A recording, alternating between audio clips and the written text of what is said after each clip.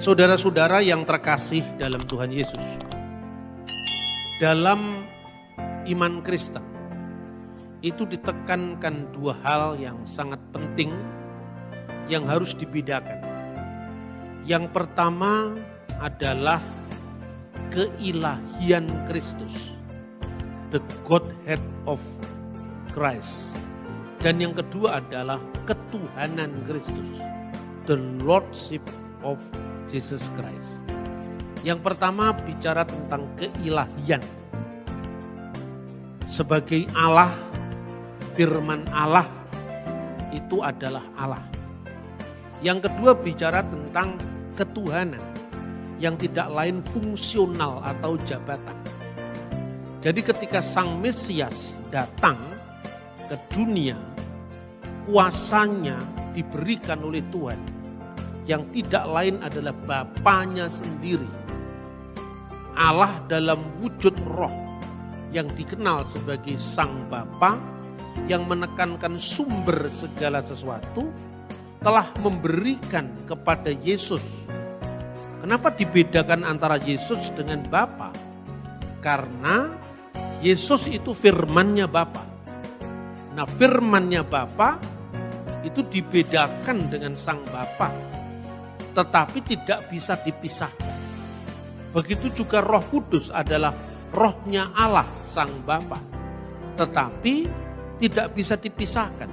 Sebagaimana manusia dengan pikirannya dan rohnya tidak bisa dipisahkan. Itulah yang nantinya dengan penuh tanggung jawab di bawah pimpinan Roh Kudus dalam bimbingan terang firman Tuhan, bapak-bapak gereja merumuskannya di dalam apa yang dikenal dengan Tritunggal Maha Kudus. Nah, di dalam ajaran Tritunggal Maha Kudus itu pertama sama sekali tidak berbicara tentang tiga Allah, tapi bicara tentang Allah yang satu. Gambaran mudahnya itu kira-kira seperti ini, saudara-saudara. Seperti manusia, di dalam diri manusia itu ada pikirannya manusia dan rohnya manusia. Maka di dalam diri Yesus ketika Sang Firman yang menciptakan segala sesuatu menjadi manusia dan diam di antara kita, maka firman Allah yang tidak terbatas memasuki ruang dan waktu yang terbatas. Yang terbatas itu kemanusiaannya, tetapi firman Allah tetap tidak bisa dibatasi oleh ruang dan waktu. Saudara-saudara yang terkasih dalam Tuhan, ketika Yesus bicara dalam kewibawaannya sebagai Sang Firman yang adalah Allah, itu bisa dibedakan dengan kemanusiaannya yang haus, yang lapar, yang menderita di kayu salib, yang dicobai, bahkan yang mati dalam keadaannya sebagai manusia. Kalau dua kodrat Kristus ini bisa kita pahami dengan baik, tidak ada lagi orang yang bisa mengguncang iman kita. Yesus itu Tuhan kok mati? Tuhan tidak bisa mati karena Tuhan itu jabatan. Yang mati itu kemanusiaan Yesus. Maka di dalam 1 Petrus pasal 3 ayat 18 dikatakan, dia yang dibunuh dalam keadaannya sebagai manusia. Jadi kemanusiaan itu yang mati, Allah tidak bisa mati. Karena Allah itu roh. Tuhan tidak bisa mati karena Tuhan itu jabatan. Lalu apa bedanya? Ketika Yesus menyampaikan misalnya dengan penuh wibawa, anakku dosamu sudah diampuni. Itu bicara dalam wibawanya sebagai firman Sang Penebus sendiri yang membebaskan manusia dari dosa-dosa. Tetapi ketika dia mengatakan aku haus, itu dalam kemanusiaannya. Loh, kok bisa disandang oleh satu orang yang dikenal dengan Yesus Kristus, Pak? Kenapa tidak? Anda bisa membedakan ketika Jenderal Sudirman memimpin perang gerilya. Angkat senjata, serang dan pertahankan perbatasan kota Jogja misalnya. Yang mengatakan ini mulutnya Jenderal Sudirman. Tetapi kejeneralannya dengan kesudirmannya kan tidak bisa dilepaskan. Tapi seandainya Sudirman tidak berpangkat jenderal, tidak ada orang yang menghiraukan. Pangkatmu apa nyuruh-nyuruh saya panggul senjata kan? Karena dalam diri Sudirman itu melekat dengan kejenderalannya, maka dia dihiraukan orang. Tapi ketika di rumah dia mengatakan kepada istrinya agar dia dibikinkan kopi susu, itu kan karena Sudirmannya. Sebab tanpa berpangkat jenderal pun istrinya akan membuatkan kopi susu untuk dia. Dari sosok yang sama, kemanusiaan Pak Dirman itu, di dalam dirinya ada kuasa kejenderalannya. Tidak bisa dipisahkan, tapi bisa dibedakan. Itu mudahnya untuk memahami. Nah, saudara-saudara yang terkasih, Allah berfirman bahwa duduklah kamu di sebelah kananku. Dan itu bukan orang Kristen yang ngarang-ngarang. Itu berasal dari kitab Mazmur. Maka ketika Yesus menyampaikan ungkapan-ungkapan sebagai Sang Mesias, itu bisa dibedakan kemanusiaannya dan juga otoritasnya sebagai Tuhan. Dan Tuhan itu kuasa yang diberikan oleh Sang Bapa yang tidak lain wujud kealahan itu sendiri kepada kemanusiaan Sang Kristus. Makanya dikatakan, Yesus berkata, segala kuasa baik di surga maupun di bumi telah diberikan kepadaku. Buktinya apa? Apa yang dikatakan Yesus semuanya jadi. Itu karena kuasa firman. Anakku, dosamu sudah diampuni. Apa manusia biasa mengampuni dosa? Ya kan? Bahkan Kristus pun melakukan perbuatan-perbuatan yang hanya dilakukan oleh Allah. Misalnya, menghidupkan orang mati. Kuasa untuk mematikan dan menghidupkan itu hanya dari Tuhan. Menghakimi pada saat akhir zaman. Kuasa penghakiman itu kuasa ketuhanan. Bukan karena Yesus bisa menghidupkan orang mati dia disebut Tuhan. Sebab Tuhan pun bisa mengizinkan ya nabi-nabinya untuk melakukan hal yang sama. Tetapi atas izinnya Tuhan. Untuk Kristus ya, bukan karena dia menghidupkan orang mati, dia diangkat katanya. Jadi Tuhan tidak, karena memang dia Tuhan. Makanya kuasa menghidupkan orang mati, kuasa kebangkitan, itu melekat pada dirinya. Jadi yang pertama tentang keilahian, itu merujuk kepada tadi yang tadi pagi saya sampaikan. Sebagai firman Allah yang adalah Allah. Pada mulanya adalah firman.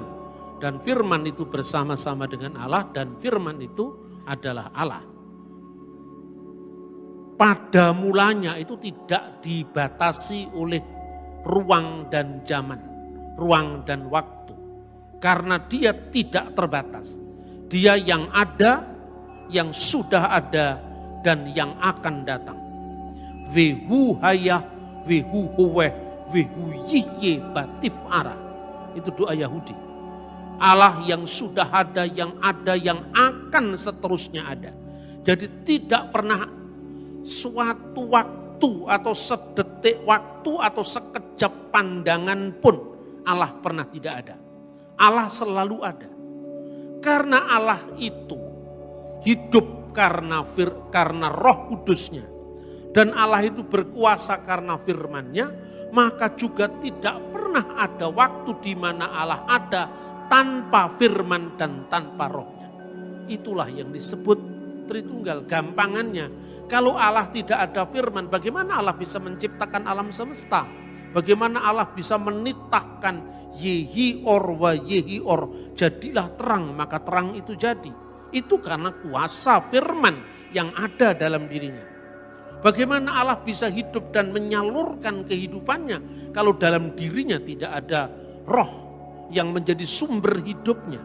Jadi orang hanya mengatakan Allah itu hidup, Allah itu maha perkasa, Allah maha hidup, Allah maha mendengar, Allah maha melihat. Melihat, mendengar, hidup itu karena apa?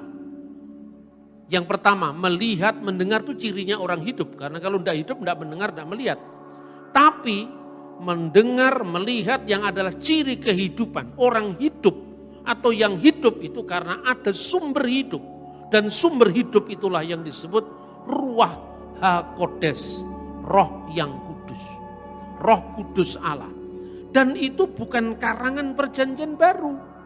Anda membaca kitab Torah, di situ ada Allah, firman Allah, roh Allah. Bereshit bara Elohim et hasamayim ve et saaret. Pada mulanya Allah menciptakan langit dan bumi. Di sini ada kata Elohim. VH aret dan bumi itu hayyetah tohu wabohu. Bumi itu kosong, belum berbentuk. Dan kegelapan vhosek alfeneteho menutupi samudra raya. Viruah Elohim dan roh Allah merakefet alfenehamayim. Melayang-layang di atas permukaan air. Artinya menyalurkan hidup kepada ciptaan yang dalam proses pembentukan tadi. Lalu wayomir Elohim dan berfirmanlah Elohim, berfirmanlah Allah, Yehior wa Yehior, jadilah terang, maka terang itu jadi. Jadi Elohim menciptakan alam semesta ini dengan rohnya dan firmannya. Ini Tritunggal. Bahwa kemudian orang Yahudi tidak mengakui Tritunggal, itu urusannya dia. Yahudi dan Kristen itu kan berbagi kitab suci yang sama. Kekristenan dulunya adalah orang-orang Yahudi yang tercerahkan karena kedatangan Sang Mesias. Jadi setajam apapun perbedaan Yahudi dengan Kristen, itu perbedaan tafsir, bukan perbedaan kitab suci. Karena kitab sucinya masih sama. Itu saudara-saudara yang berbicara tentang keilahian Kristus. Maka firman tidak mungkin ada setelah Allah. Kalau Allah itu sudah ada, firmannya pernah tidak ada, ya berarti Allah pernah ada waktu tidak bisa berfirman. Karena firmannya belum ada, itu kan tidak mungkin. Pernahkah ada Allah tanpa rohnya? Tanpa sumber hidup dalam dirinya? Jadi roh Allah itu bukan malaikat Jibril. Siapa yang bilang malaikat Jibril? Tidak ada urusannya itu. Jangan menafsirkan agama orang keliru kemudian penafsirannya dipaksakan untuk memahami orang lain. Gak ada orang di seluruh dunia yang memahami Ruah HaKodes sebagai malaikat Jibril. Itu tafsiran Islam. Jadi kita tidak perlu mengintervensi tafsirnya orang lain terhadap kitabnya sendiri. Tapi ketika orang lain menafsirkan kitab saya, ya harus saya bicara dong. Itu kitab saya bukan kitabnya kok. Gitu loh saudara-saudara. Jadi di dalam hubungan lintas agama itu harus ada kaidah-kaidah yang dijunjung tinggi, itu etika bersama. Tidak boleh kita saling mengintervensi agama orang. Itu kunci kerukunan kita. Kemudian adakah penegasan dalam kitab suci bahwa putra atau firman Allah itu satu dengan Allah? Kapan Yesus mengucapkan itu? Ketika Anda membaca misalnya Yohanes pasal 8:42. Yesus menekankan bahwa Allah itu adalah Bapa, Bapamu. Jikalau Allah Bapamu, kamu mengenal aku. Mestinya kamu mengenal aku kalau Allah itu kamu akui sebagai Bapamu. Bukan berarti Bapa itu artinya laki-laki, enggak lah. Itu kan Tuhan itu kan bukan laki-laki, bukan perempuan, juga bukan transgender. Tuhan itu adalah beyond gender, bukan laki-laki, bukan perempuan, bukan banci. Tuhan itu mengatasi gender. Kalau disebut Bapa, apa berarti Tuhan laki-laki? Enggak lah. Mana ada sebutan Bapa menyebutkan Tuhan laki-laki? Tidak. Seluruh budaya Timur Tengah itu kalau bicara tentang keagungan, kewibawaan, otoritas, selalu menggunakan kata ganti diri laki-laki. Agama apapun juga, mau Yahudi, mau Kristen, mau Islam sama.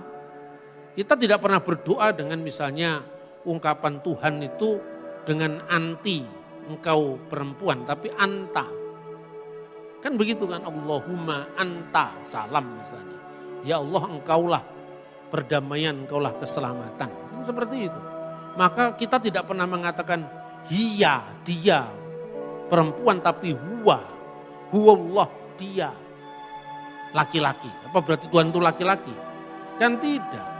Bapa itu hanya sumber hidup dalam diri Allah. Wujud Allah itu sendiri disebut Bapa, dikiaskan Bapa. Karena dia masodr al-ilahiyah, sumber keilahian. Lalu dalam dirinya ada sumber hidup dalam diri Allah itu yang disebut Roh Kudus. Makanya dalam Alkitab jelas, kalau kamu percaya Allah Bapamu, kamu pasti mengasihi aku sebab aku keluar dan datang dari Allah. Aku yang keluar dari Allah itu tentu bukan kemanusiaan Yesus. Karena kemanusiaan Yesus keluarnya dari Bunda Maria. Lukas pasal 1 ayat 42. Terpujilah engkau di antara perempuan.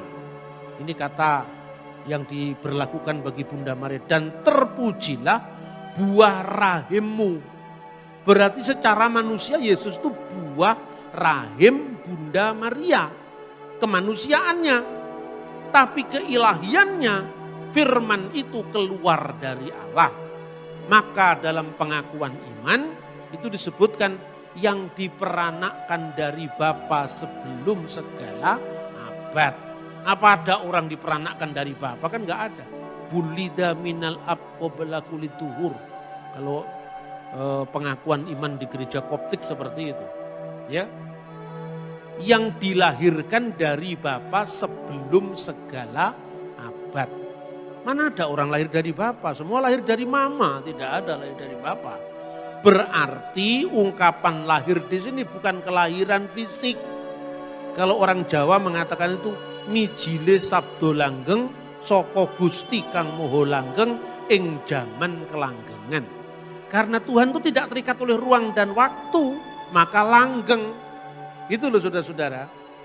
Kristus secara ilahi dia diperanakkan dari Bapa tanpa seorang ibu.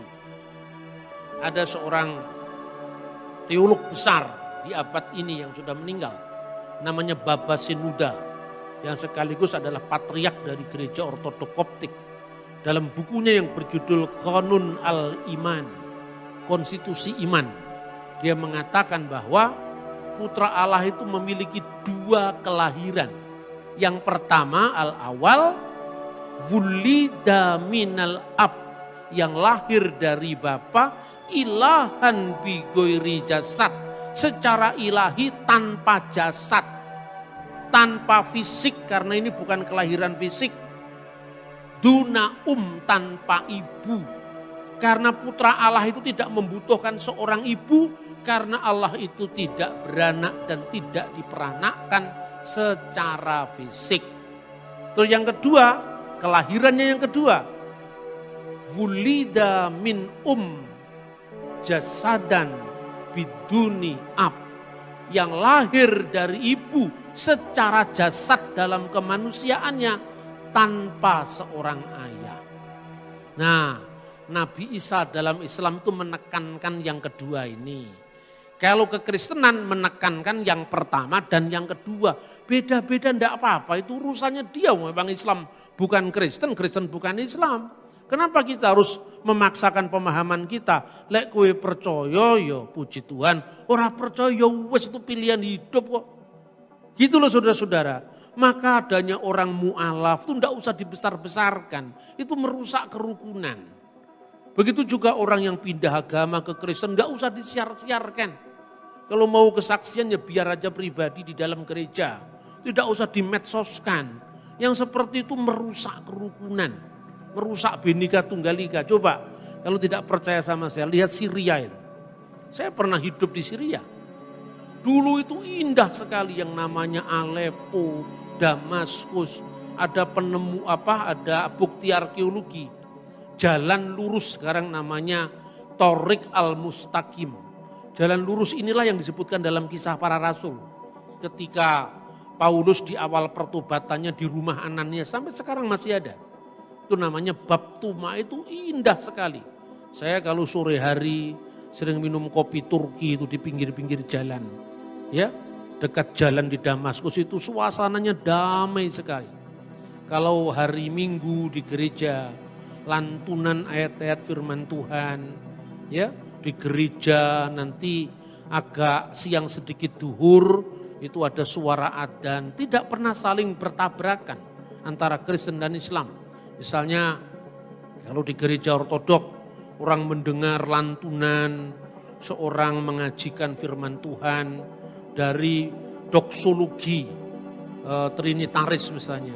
Al-masdu lillahi walibni wa ruhil kudus al-ana wa kulu awanin wa ila dari tahirin. Amin. Itu artinya apa? Segala kemuliaan bagi Bapa dan Putra dan Roh Kudus, sekarang dan selalu, serta sepanjang segala masa.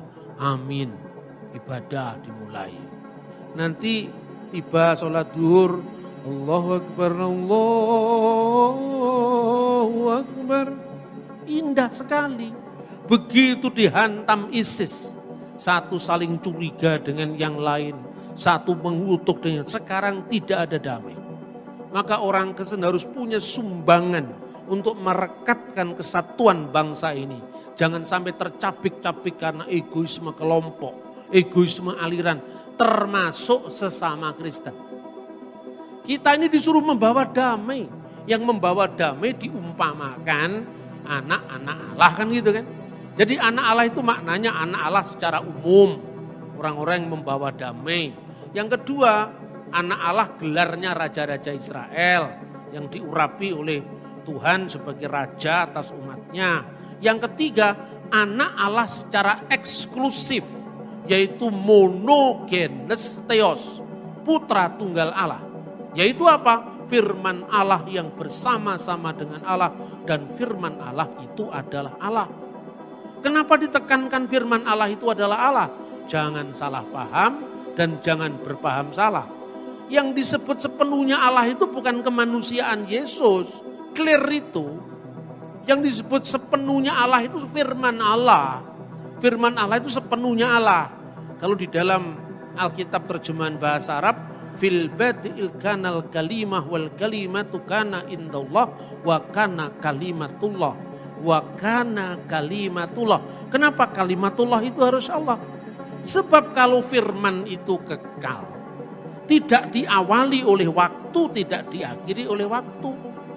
Sebab kalau firman tidak kekal, berarti ada waktu Allah pernah ada tanpa firmannya. Itu tidak menunjuk pada kemanusiaan Yesus yang dilahirkan Maria. Itu sama sekali tidak menunjuk kepada Yesus yang dicobai oleh setan, Yesus yang mati di salib. Itu kemanusiaannya dalam keadaannya sebagai manusia. Meskipun kodratnya itu adalah sepenuhnya Allah, sepenuhnya manusia, tapi dimiliki oleh satu subjek yang disebut Yesus Kristus. Nah, subjek ini disebut sebagai hipostasis pribadi. Kalau di dalam teologi gereja-gereja non-kalsedonian disebut sebagai miapesis, tonteon logon, sesarkomeni. Ini yang sulit-sulit. Tapi kadang-kadang bahasa begini saya terjemahkan supaya lebih mudah. Subjeknya satu, karena subjeknya satu. Ketika dia mengatakan anakku dosamu telah diampuni. Yang bicara ini kuasanya sebagai sang firman.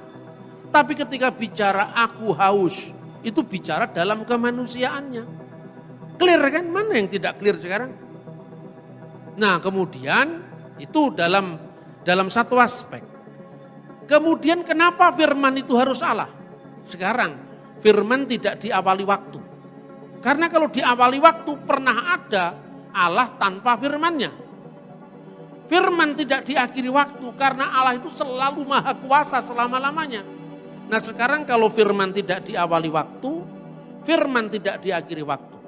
Sementara wujudnya Allah tidak diawali waktu, tidak diakhiri waktu. Lalu ada berapa yang tidak diawali waktu dan yang tidak diakhiri waktu? Allah kekal, tidak berawal, tidak berakhir. Firman Allah juga kekal, tidak berawal, tidak berakhir. Berarti ada dua yang tidak diawali waktu, tidak diakhiri waktu. Ini bertentangan dengan monoteisme. Tapi kalau dikatakan firman itu adalah Allah sendiri ya satu. Gitu loh. Mudah kan dipahami. Kalau firman itu bukan Allah, sementara firman menciptakan, firman mengawali dari tidak ada menjadi ada. Ya berarti ada dua Tuhan. Ketika dikatakan firman itu adalah Allah, berarti hanya ada satu Allah. Itu yang merujuk pada keilahian Kristus. Jadi keilahian Kristus itu tidak merujuk pada kemanusiaannya. Kemudian tadi kita membaca ayat 14. Dan firman itu telah menjadi manusia. Firman telah menjadi manusia. Tidak pernah dikatakan firman setengah manusia. Tidak pernah dikatakan firman seperti manusia. Tapi firman benar-benar menjadi manusia. Ketika firman menjadi manusia, dia sebagai apa? Sebagai Mesias. Mesias itu adalah imam, nabi, raja. Dan jabatan Mesias sebagai imam sekaligus nabi sekaligus raja, itu juga bukan orang Kristen yang ngarang-ngarang. Makanya Raja Daud menulis Mazmur. Dan itu yang dicatat di dalam Mazmur 110 yang tadi kita baca. Le David Mismor. Mismor dari Daud. Neum Hashem Laduni. Firman Tuhan. Di sini kata Tuhan itu huruf besar semua. Itu YHWH. Yod He Vav He. Bacaan akademis salah satu yang diusulkan Yahweh. Tapi itu bacaan kira-kira. Tidak ada dalam Alkitab itu. Firman Tuhan kepada Adonai, kepada Tuanku. Sef limini. Duduklah di sebelah kananku. At asid oyph hadom lerah leha. Sampai ku buat takluk musuh-musuhmu di bawah kakimu. Artinya apa teks ini saudara-saudara? Firman Tuhan kepada Tuanku. Dulu bait suci itu menghadap ke timur. Bait suci itu terdiri dari 3 ruangan. Bet Hamikdas terdiri 3 ruangan. Ruangan yang pertama namanya ruangan Maha Kudus. Di ruangan Maha Kudus itu Allah bersekinah. Allah hadir. Makanya kata sekinah itu dialihkan saja dalam bahasa Yunani. Firman telah menjadi manusia dan bersekinah di antara kita. Itu teks aslinya. Sekinahnya Allah di mana? Di ruangan Maha Kudus. Nah, sebelah kanan ruangan Maha Kudus itu istana Daud. Karena Sang Mesias sebagai nabi dan raja. Pertama Sang Mesias sebagai raja itu keturunan Daud. Itulah sebabnya di awal Anda membaca Alkitab penegasan dilakukan. Sefer Toledot Yeshua Hamasiah ben David ben Abraham. Inilah Sefer Toledot, kitab silsilah Yeshua Hamasiah, Yesus Kristus putra Daud. Karena Mesias itu lahir dari keturunan Daud sebagai raja. Maka duduklah di sebelah kanan, jangan membayangkan ada 2 kursi. Terus Tuhan duduk di sebelah kiri, Allah di sebelah kiri, Mesias di sebelah kanan. Tidak seperti itu. Ungkapan tangan kanan, sebelah kanan itu kan ungkapan universal sebetulnya. Sudah ketemu Pak Presiden? Ya, kita hanya ketemu tangan kanannya. Bukan berarti tangannya Pak Jokowi copot itu menemui Anda. Tangan kanannya orang kepercayaannya. Gitu loh saudara-saudara. Jadi ungkapan sebelah kanan itu jangan dibayangkan ada 2 wujud yang terpisah. Tidak seperti itu. Teman-teman seiman, terima kasih telah menonton video Bapak Bambang Nursina, khotbah yang luar biasa mengenai keilahian dan ketuhanan Tuhan Yesus serta Bapa, Putra, dan Roh Kudus yang tidak bisa dipisahkan ya. Terima kasih, semoga video Bapak Bambang ini yang sangat bagus ini bisa menguatkan iman kita semuanya. Dan semoga Tuhan memberkati Anda selalu dan menyertai dalam langkah kehidupan kita. Jangan lupa untuk subscribe ya kalau Anda suka video ini, dan diklik like-nya juga. Semoga nanti kita bisa nge-share lagi khotbah-khotbah beliau yang sangat bagus. Terima kasih, Tuhan memberkati Anda bersama keluarga Anda. Amin.